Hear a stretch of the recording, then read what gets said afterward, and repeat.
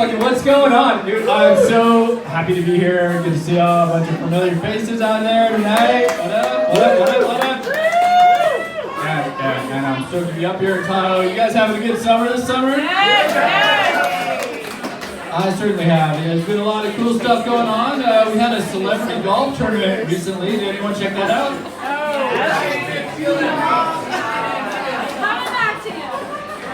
Yeah, all right. To be perfectly honest with you, I didn't check it out either. I don't really give a shit about celebrities or golf. I didn't care about it at all until it was actually the night of the day of the celebrity golf tournament. And I don't know if you guys remember that day. Why is our music playing? Anyway, the day of the celebrity golf tournament, and there was this crazy thunderstorm that happened. I don't know if you remember that, but it was a really intense, cold, wet storm. And I was sitting there just minding my own business, and I started thinking about it. And there was all these beautiful celebrities in their nice, like, light-colored, tight-fitting golf gear getting really, really cold and wet. So I'm thinking that was probably like the celebrity nipple event of the decade. I mean, dude, to see Taylor Swift with like full headlights on, like that would have been worth the price of admission for me. So if anyone has any pictures from the celebrity nipple tournament, please send them my way.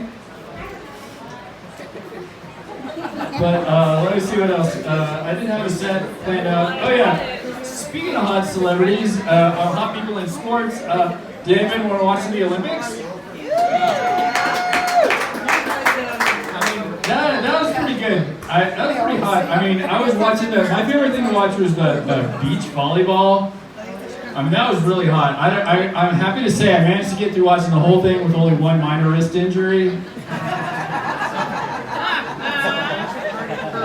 Those are some hot guys, let me tell you. And speaking of hot guys, you guys check out that French pole vaulter. Y'all know about that, right? Yeah. I don't know if you saw, but he managed to make it over the bar, but then his huge bulge like knocked it off. It was pretty impressive, man. I mean, I've had my dick get me in lots of trouble before, but it's never got me disqualified from an Olympic event.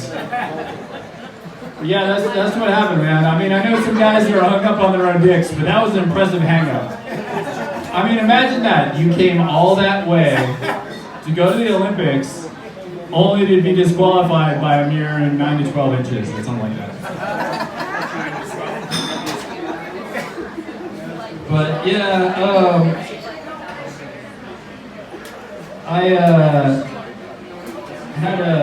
so all this talk about like Olympics and hot athletes and everything has got me like honestly a little bit thirsty and aroused. So can someone order something from the bar for me? If possible, I'd like to get like a one of those genetically engineered sex robots. Maybe one that looks like Scarlett Johansson and just fences like world-class IPA through her nipples and maybe some like Indo smoke out her ass or something. I swear I'll never leave the house. But speaking of sex toys, have you guys ever been to this place that's right diagonal across the street here called Love Etc.? Oh, some of you guys have, huh? It's not. Yeah, it's honestly not bad. I was in there with this with my girl, and like, yeah, I was pretty impressed. I was like, yeah, we got a lot of fun stuff. We can have a lot of fun with here. But I gotta admit, like, in the back of my mind, I was also thinking, yeah, and if this doesn't work out, I've got a lot of other options just right here. But then I realized, like, well, yeah, but I looked around a little more and realized I'm pretty fucking replaceable too. I mean, I cannot compete with some of those huge animatronic swans that got in that place. What are you gonna do?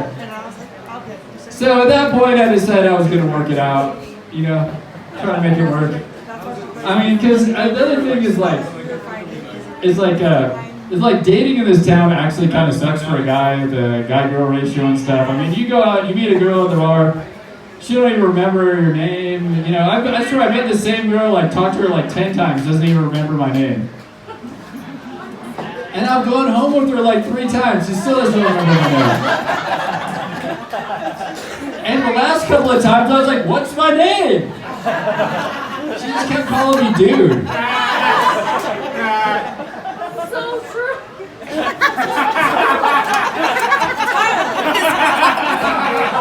Alright. But honestly, what I really want to talk to you guys about, what's this topic, it's been obsessing my mind lately for some reason, I don't know why, is butt chugging. You guys know, y'all know what that is, right? Oh, no. See, if you're playing innocent, you've done it. Alright. So anyway, yeah. The thing I've been wondering, like butt chugging seems pretty crazy. You know, I was talking, I guess the University of Tennessee's got a program in it. Anyway, it's weird.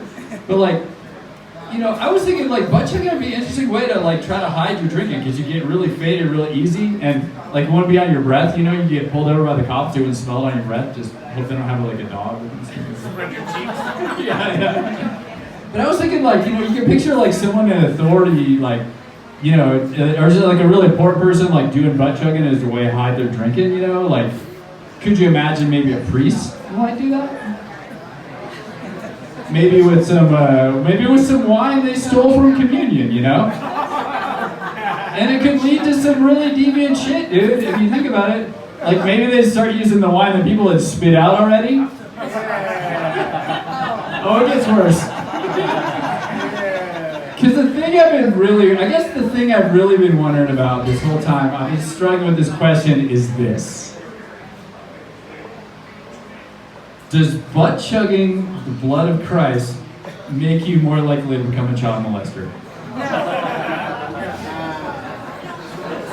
And I'm just going to leave you guys with that image in your mind. Thank you, you guys are awesome.